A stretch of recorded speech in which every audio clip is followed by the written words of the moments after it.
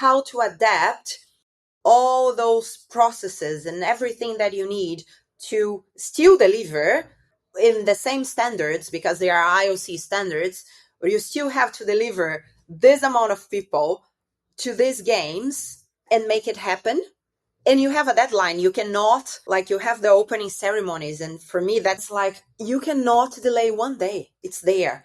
So what do you have to do? And I had like almost 3 years. What do you have to do in 3 years in order to plan all this to make it happen? That was Bianca Berenguer, Senior Ops Manager for Event Labs in the Middle East. Bianca brings an impressive 18 years of experience in orchestrating unforgettable events across 4 continents. With a knack for seamlessly coordinating major sports and cultural gatherings, Bianca is a master of mobilising workforce talent to ensure operations run like clockwork. Whether you're a seasoned event organiser or just dipping your toes into the world of volunteer management, you'll gain valuable insights and inspiration from this episode. So sit back, relax, and listen to Bianca's journey and wisdom.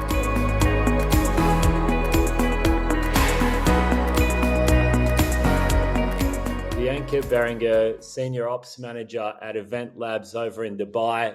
Welcome to the Engage Volunteer podcast. How are you today?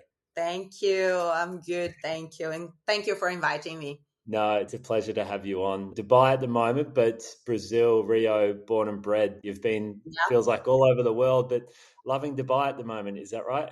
Yes, Dubai's home now. Yeah, I love it. It's a beautiful part of the world. What draws you to that region? What do you love about it? I like how diverse it is. You have, like, you sit on a table and you have 20 different nationalities. Like, I think you grow a lot with all this mix and variety.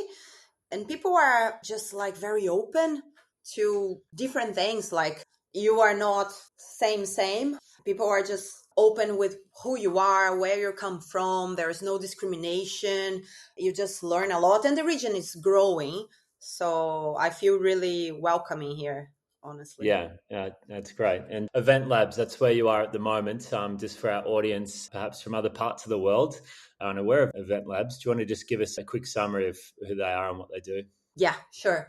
So Event Lab has around 10 years in the GCC. Started as a staffing agency for events. It was founded by 2 guys that were event freelancers here in the GCC, and then saw there was this gap in the market back then here in Dubai, and then they started the agency. Now we grew a lot, and it's more like workforce solutions to clients, especially GCC. UAE and Saudi are our main countries, and where we have like base and offices. But we do provide all kind of workforce solutions, from placing freelancers that are event experts, consulting in workforce planning. Like, if you want to do an event and you don't know how to start, we do this consultancy as well. And we do provide guest services staff and a fully managed solution. Like, you say, okay, I need 200 people to work for this event as hosts and ushers, and we just place everyone and manage this operation for you. That's basically and somewhat regionally in that sense, where you're headquartered in Dubai, is that right? Dubai, but now we are with a big office in Saudi, and it's almost same amount of people in both countries. Yeah, awesome. And your role as Senior Operations Manager there, what does your role entail? So I joined Event Lab a bit more than 3 months ago with my background in major events and the vision that Saudi has, the 2030 vision, and all the major events that are coming to the region. My goal is to focus on how we are prepared to do the operation of those events. We are prepared to staff those events in terms of processes, systems, and everything related to placing large amount of people in the industry. Yeah, understood. Nice one. And you touched on it there about your background and experience in major events. It's been quite a journey for you since, take us back to it from Brazil, Rio 2016 Olympic Games. How did you end up there, and what was that journey like for you to begin with? Wow. So it was quite a journey. And when I think about everything I've done, it feels like I'm 60 or 70 years old, but not yet. A bit younger than that. My career started in HR. I just landed in HR in oil and gas. Well, in Rio, Rio is not the financial capital of Brazil. All the companies are in Sao Paulo, but I'm from Rio. I did my degree in economics in Rio. And at this point, the main companies that were there were oil and gas and mining. So I was like, that's the goal to start my career. And then I landed in HR in oil and gas. It was the opportunity that came. They hired me. Okay. And there my HR career started. A few years later, I think few like 10 years later, wow, I did oil and gas, mining. I've always worked a lot. I've always liked working, but I was not very passionate about it. And I was passionate about cooking at some point, still am. And then I dropped everything and I was cooking for a whole year. I was a culinary teacher, chef. And at some point, a friend that was working for Rio 2016 Olympics in 2013, she called me and say, "Oh, I know you are now like a chef. I'm not sure about your career, like corporate career anymore, but there is a position here that is like meant for you." Because in HR, I was not like daily HR. I was more processes implementations, system implementations. I was doing this part of HR. So I was looking into the entire HR as processes and how we have to change and how we grow. So then I went to an interview in Rio 2016 and I fell in love with the Yeah. project and the people, and especially like the diversity. And I always say one thing that I felt in Brazil, in Rio, everyone was very similar. So I was in oil and gas and in mining, and we all came from the same good universities. We all came from the same neighborhoods and schools. Everyone knows everyone. So we are very inside a box, a very privileged box, Yep. Yep. but everyone is kind of the same. And I do remember this when I went to Rio 2016 office the first time. And my interview was with my former boss that is Australian, and she has done like 8 Olympics. And that blew my mind. And then the amount of people from all nationalities that you see like walking in the corridor, the building itself was super cool. I'm like, oh, I think I want to work here. And So I it was the started. attraction to the people and the mixing it up and a bit of a change of lifestyle for you that Yeah. grabbed you initially, was it? And wow. And the challenge itself, like Yeah. how to deliver a project like Olympic project in Brazil. And then in my workforce side, so I joined as workforce operations at the time. Well, 3 years doing workforce operations for Rio. How do you manage the logistics and the operations of 70,000 volunteers, 7,000 paid staff, and more than 100,000 contractors? Like when you think of those numbers, it's insane. Yep. So that was the challenge. I'm like, yeah, Yeah. I'm up for it.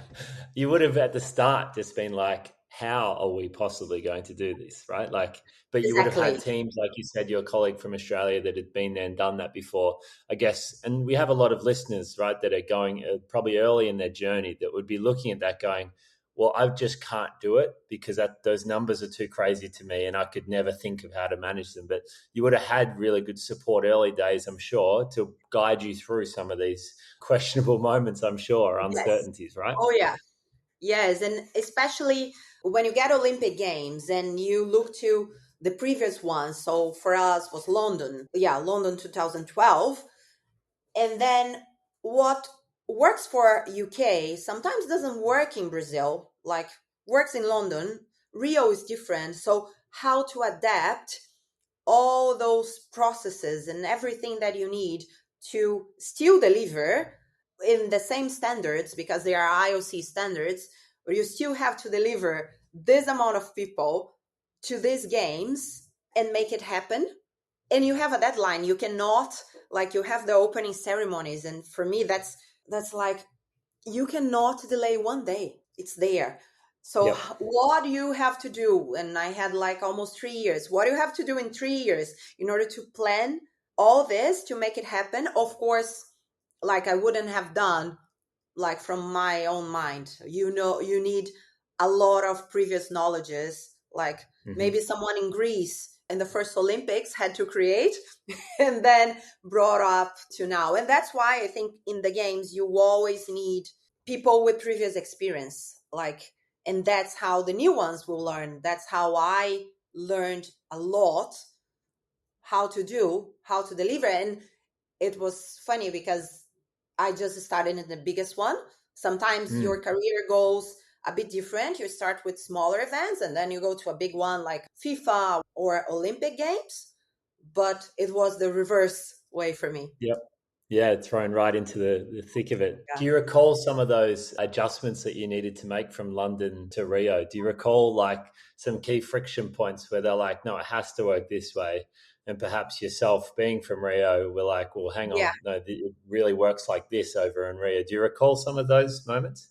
I think the biggest one is regarding people engagement and people commitment. Because you go to Europe, in terms of workforce, for me, is piece of cake to throw a big event in Europe because people respect people. If they say, I'm going to be there, they will be there. In Rio, no. If it's sunny, we go to the beach instead. If we are always late, and the level of commitment is a bit different. So especially the attendance that you're expecting on an event, like volunteers, but even paid staff, that's really tricky to manage and to find out what is the level, like how you have to plan. So for example, Yep, I need 100 people, but I actually know that only 80 will come yep, or will be on time. So yep, how do I plan for all those little things that can happen along the way?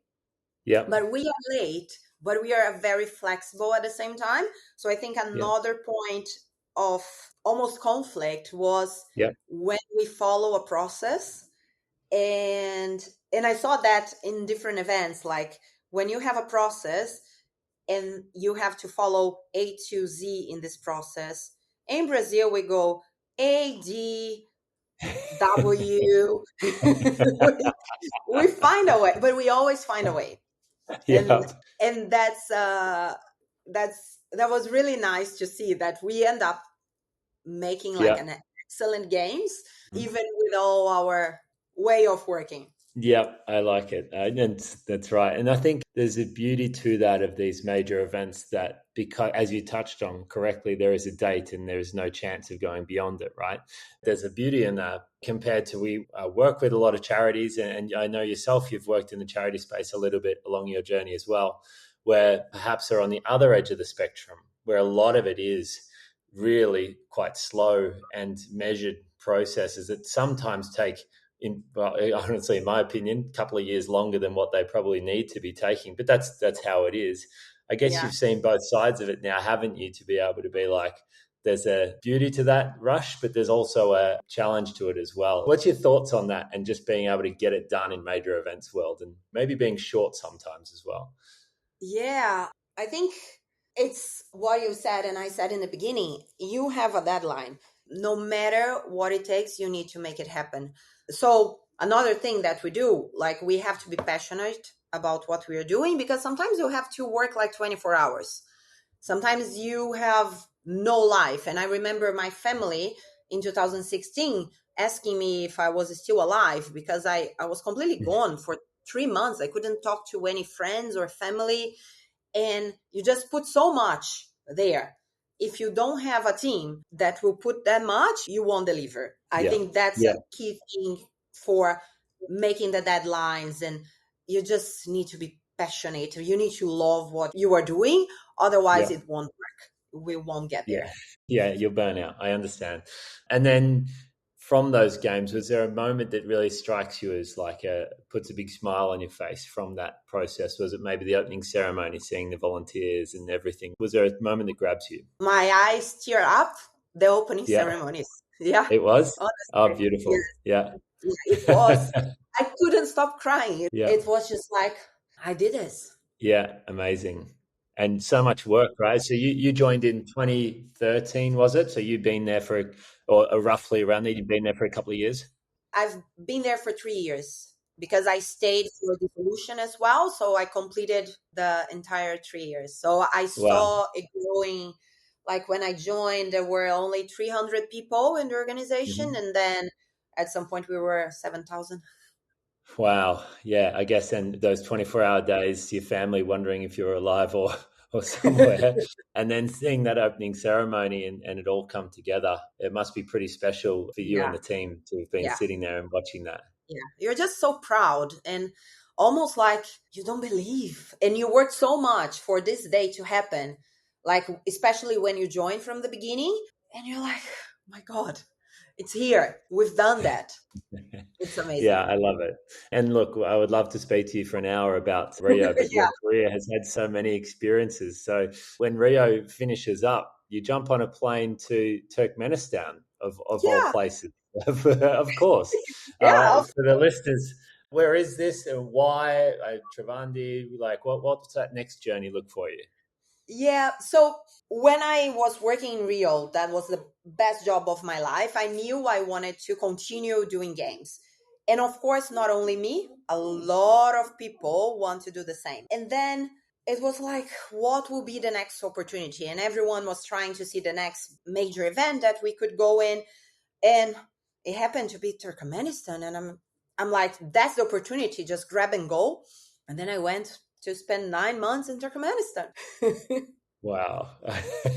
And were you nervous about it? Were you like, oh, again, your family, they probably would have been like, well, hang on, or your friends at Oh least yeah, in yeah, Rio, like, what yeah. was your thought process right then?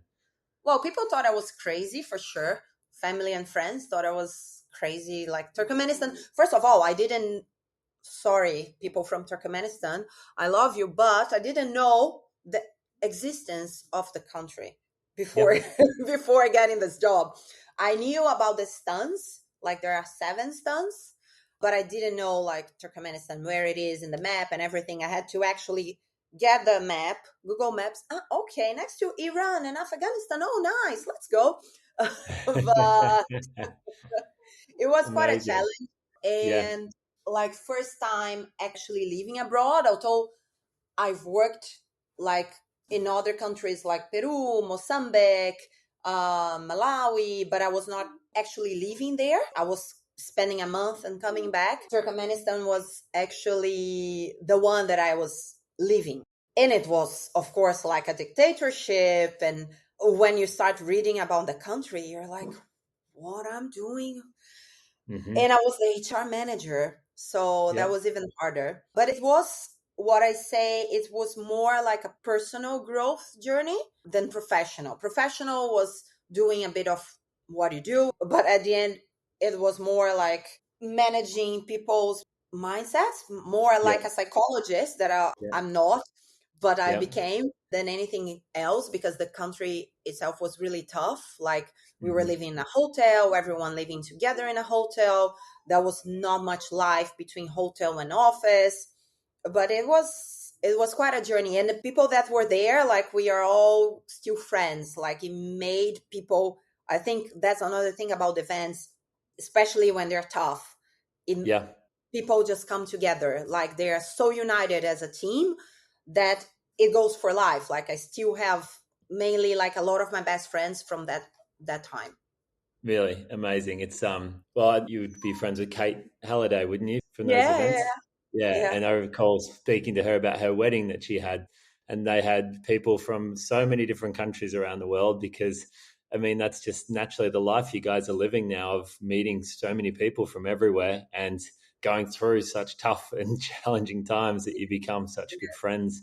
That would have to be one of the most rewarding parts of this journey, I Yeah. suppose. I think there is no country that I go to that I don't have friends at. It's Wow. amazing. Even like, yeah, the craziest ones. I will go and there will be someone working an event there. Yeah, amazing. And I mean, for on your breaks and your holidays, I'm sure you could just spin the map and select a place, and Yeah. you've got a friend to stay with or walk you around the new city. Yes, almost like that. Yeah. Now I Yeah, have so many people in Paris that I have a big FOMO that I'm not there. Yes, Like, of of course. course, a lot of friends are there and I can't wait to go to the Olympics. But then as a spectator, that would be a good one as well, because then you can enjoy and not work like crazy only.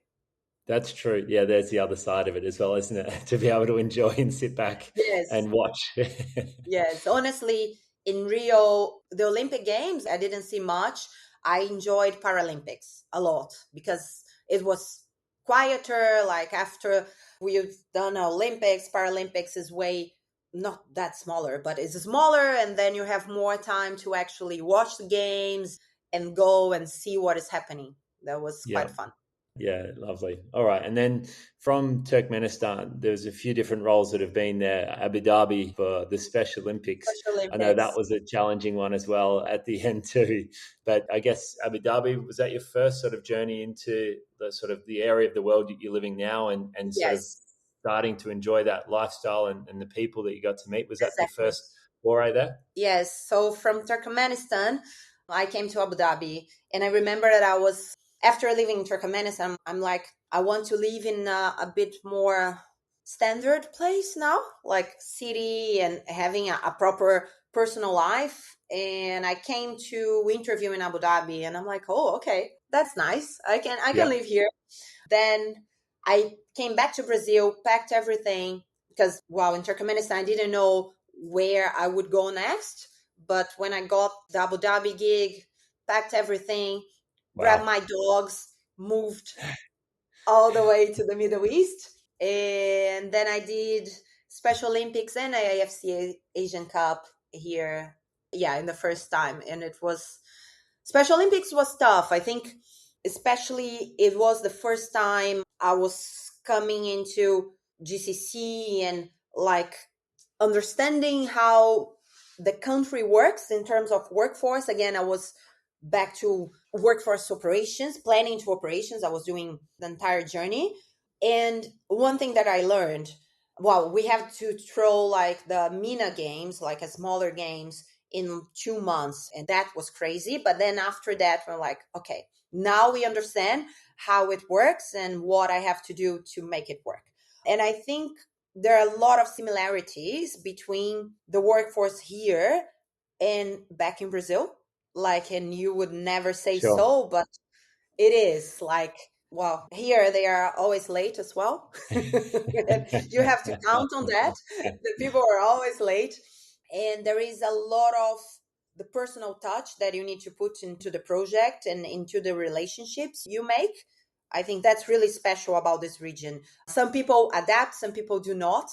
Mm, And I had to learn as I was throwing an event, but that's really, really nice, especially because I was working. Special Olympics was mainly Emiratis working. It was an organization that was more than 50% Emirati, which for me was amazing. Like the amount of things I learned was unbelievable. Challenging in the beginning, but amazing. yeah, and different decision making process and timeliness of those decisions when Yes, you're on the front line with workforce and you've got thousands of people on one side of you, you're the bottleneck, right?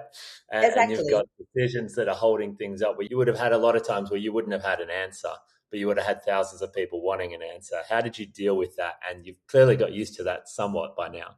Yeah, and I think here the decisions they change so quickly. There's another thing about this region, like you can be ready to deliver an event in 1 week and everything in your mind is like, okay, perfect. And then someone higher will come and they'll say, sorry, change everything. Then you have like 1 week or even 24 hours to change everything. And of course, a lot of people depending on you and coming back to you with all those questions, and managing those expectations, I think, is the hardest part. And Hmm. trying to explain what is okay, what is not okay, but managing everyone asking you 10,000 questions about what is going to happen and what should I do in this situation. And you need to be creative, honestly. Sometimes you don't know what to do, but you just be Yeah. creative and go. Yeah, seriously. I mean, the region's going to get so many more events over the coming few years, and it's just driving more and more. So, for people that are interested in working in the region, have you got some advice for potentially young people coming into this journey that are early on in the process? You've touched on it, right, around the openness and being Yeah. flexible, thinking on your feet. But is there a couple of things that strike you at all? I think build the relationships, like always try to see where people you worked with are working, because then those people will bring you, and have your mind completely open. Like, because not only here, but if you go back to Europe, if you go probably to Australia, you just need to adapt to the culture. It's not the culture that adapts to you. I think that Hmm. was a really important thing that I learned. Yeah, Like, that is. again, when you have all the processes, is not the region adapting to the process, is the processes that need to be adapted to where you were delivering that event. Yeah, I think that's a very key piece of advice for Yeah. anyone that's and systems and everything about the way they go about it. And I think from there, correct me if I'm wrong, but you then jumped across to Germany, is that right? Yes. With the UN, so more on the charitable side. An interesting sort of sidestep. Talk me through that decision and journey. Well, one thing about events is that you need to be open to move around a lot. So I was like jumping country to country. And at some point, I thought maybe I need to slow down the moving around. And it was out of the blue that I saw on LinkedIn and applied.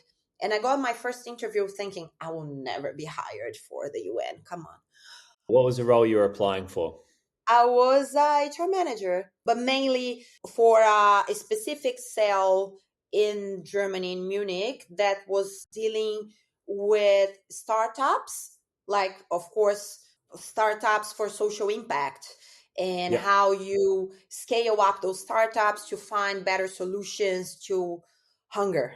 And sure. wow, that's an amazing cause as well. So it caught my eyes, and I never thought I would pass, but due to the diversity of people and countries that I have worked with, they hired me because I had this background of multicultural people that I was dealing with. Because, wow, it's the UN. We had Yeah. 60 people and like 40 nationalities in the office. Oh, It was amazing. Amazing, crazy. really. Yeah. Yeah. Wow. And so you got that job. Like that's you were surprised, but you thought you'd just put your hat in the ring anyway because hey, why not? Basically, right? Why not? Yeah. That's the Yeah. thing. Like, just take risks, right? Yeah. Yeah. Why Why not? not? What's the worst that can happen? But at the same time, you were saying you wanted to settle down, not move as many countries, and then you pack up and move your whole family and everything to and the dogs and everything. Germany. Okay. So then Germany, how long were you over there for in this role, and what did that role look like in practice then? Was it traveling a lot or were you stationary? What did it look like? I was stationary in Munich. I was the HR manager, mainly growing the office. So I think that's why they hired me as well. Because when you compare to an event, you have like 10 people and you have to grow really quick to thousands of people. So just this scalability of what you can do and how many people you can bring and just mix together and make them work together. That's what they needed, Mhm. not in this scale, but in a smaller scale, but a permanent one. That Yeah. was the different thing. So Yeah. it was mainly a lot of recruiting and setting up the teams and the structures and make people from all different backgrounds and nationalities to work together. Like, it Wow. was really, really interesting. I stayed there for almost 2 years, but one, I was missing the bus of events. Like, I missed the Sure. craziness. I need the craziness. It was too stable. Yeah, it is stable. Wow. I love it. And I didn't adapt to Germany. It was a tough Yeah. place for me. Yeah, I can only imagine. Just, yeah, I've never spent too much time in Germany myself, but I guess you wanted to pack up and move back onto the events bandwagon. There's lots of different roles you've had between now and then. Is there a couple that grab you or specifically you want to talk about? I think, wow, I've done Expo here in Dubai. I've done like smaller events as well, but then like small gigs those are the small ones. Sometimes are fun as well, because you just get there, everything is ready, and you just have to operate. And I love Hmm. operations are fun, but I prefer to do all the planning and everything nowadays. And I think the most challenging one was Expo Doha. Yeah. Was Yeah. my last major one. Was tough. The Yeah. amount of Yeah. changes, the client, the quick mobilization, just hiring and bringing people from all over. I think I've done like 100 people in a month from all over the Wow. world. Boom. Yeah. And setting up this entire structure. And as I got the project from the beginning, was very, very interesting to see everything that happened. Like, it was almost 1 year, and wow, I didn't even complete 1 year, because then I changed jobs.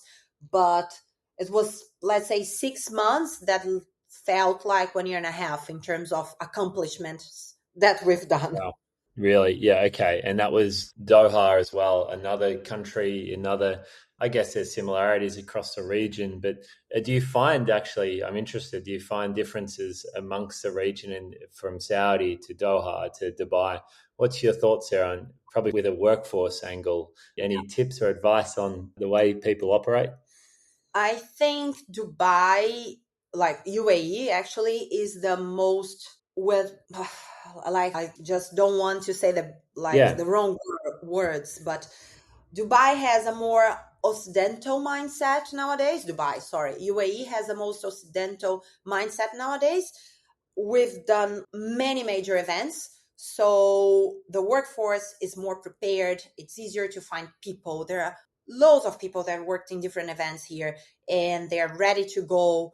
It's way easier to operate a big event here. You still need to bring people from abroad, but the amount of good professionals with event experience or hospitality experience that you can find here is great.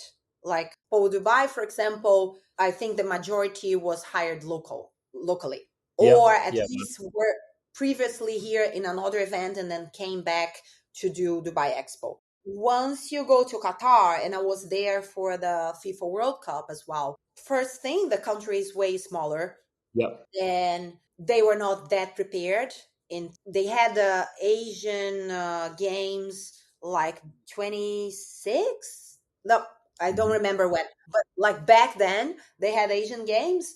So you still had like some people that stayed since, but then again, you have to bring everyone from abroad and then hire local people and teach them like how to operate an event.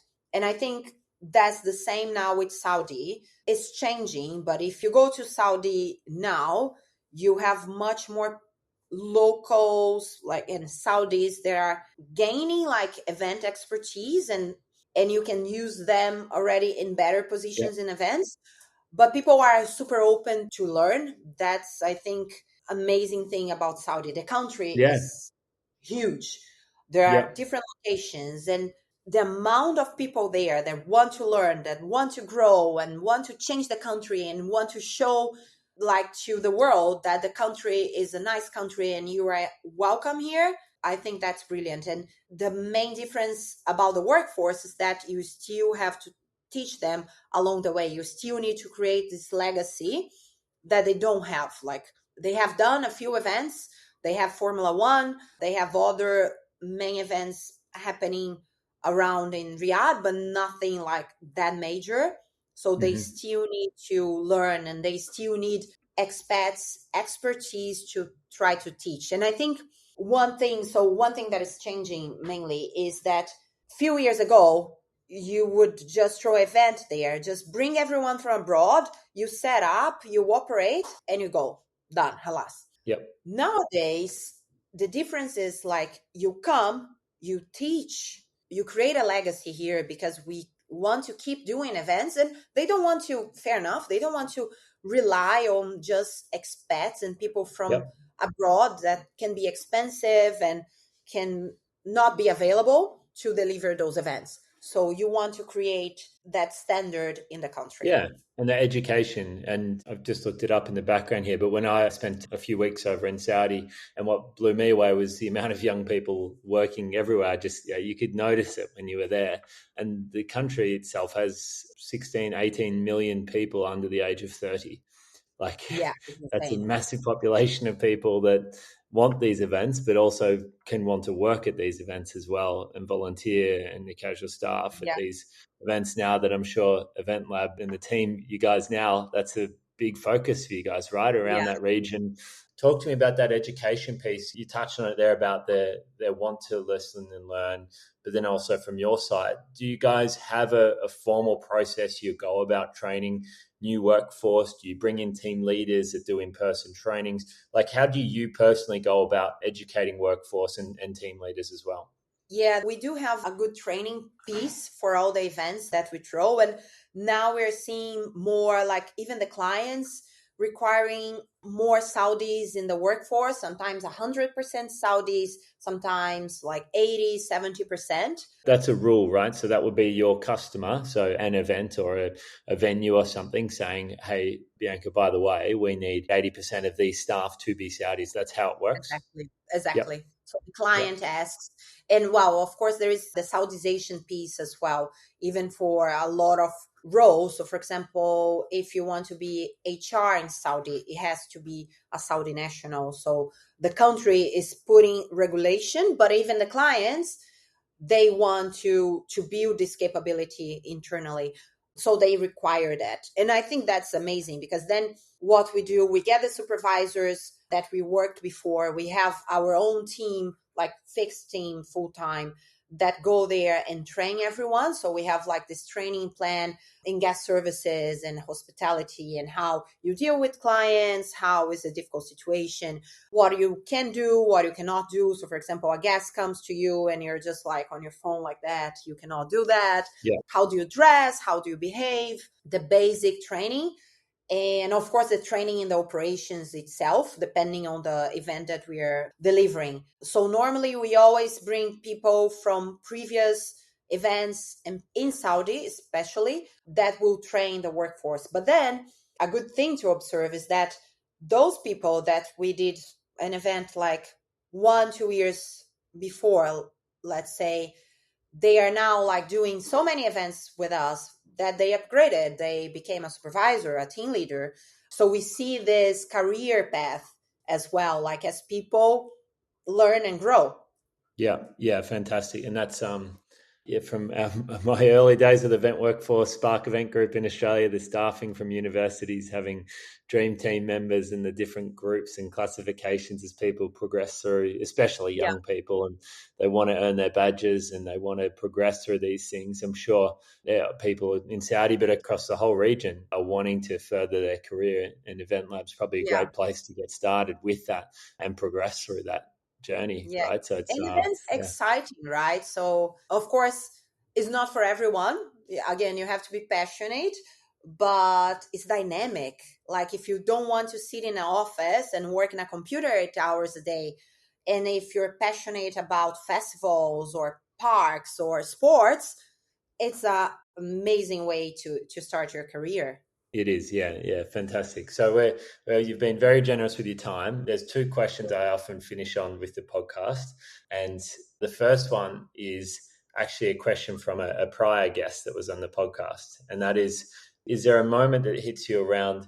Maybe it was something that went wrong that you've learned from. So is there something that you experienced that really sticks out to you of going, well, because I went through that, I've learned this. I'm sure there would be hundreds from your journey, but is there a particular moment that stands out to you? I think when I first got here in Abu Dhabi, actually, to do the Special Olympics MENA Games, the first event that we had to deliver in like not even 2 months, I was still a bit stubborn about following the step by steps. Like, because I learned in the Olympics, I was a bit stubborn on like, it has to be in the same way. And it was Mhm. especially on dealing with the volunteers. And I had a really hard time And I do remember it was a point that it's silly, but I was about to resign because the meal vouchers. Oh, Because no. we were giving them too much food and people were complaining. They were complaining about the salmon. They didn't like salmon. They wanted biryani. It was just a massive drama. And I had a hard time in this event. I had a Yeah. really hard time. Yeah. But then again, after that, I was like, no, stop, breathe, and let's restart how you assess and how a lot of this has to be with the culture and not with how you want the event to be.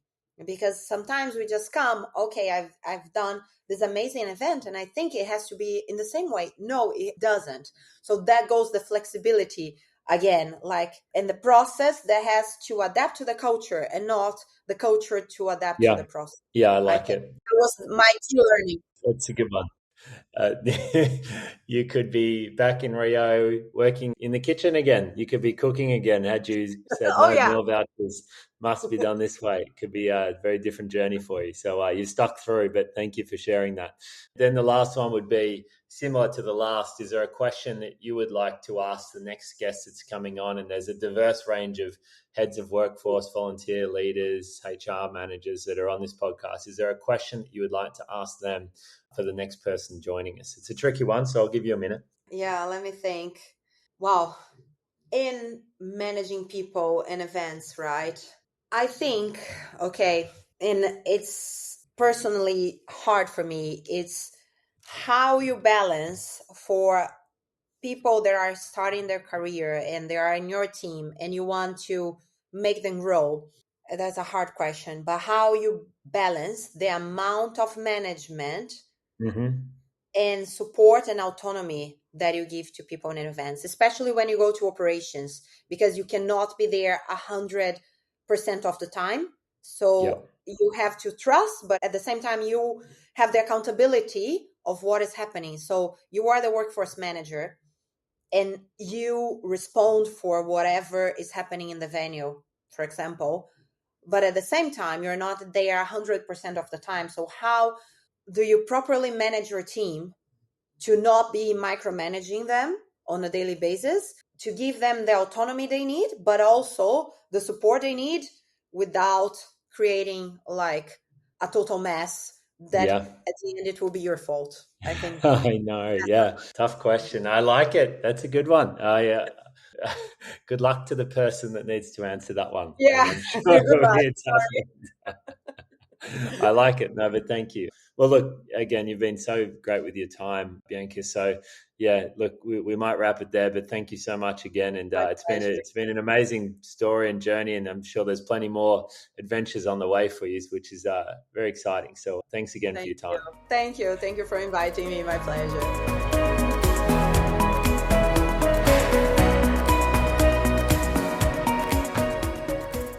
Thanks so much for listening to the Engage Volunteer podcast. Join us next time as we continue our journey through the world of volunteering. Until then, stay engaged and keep making a difference in your community.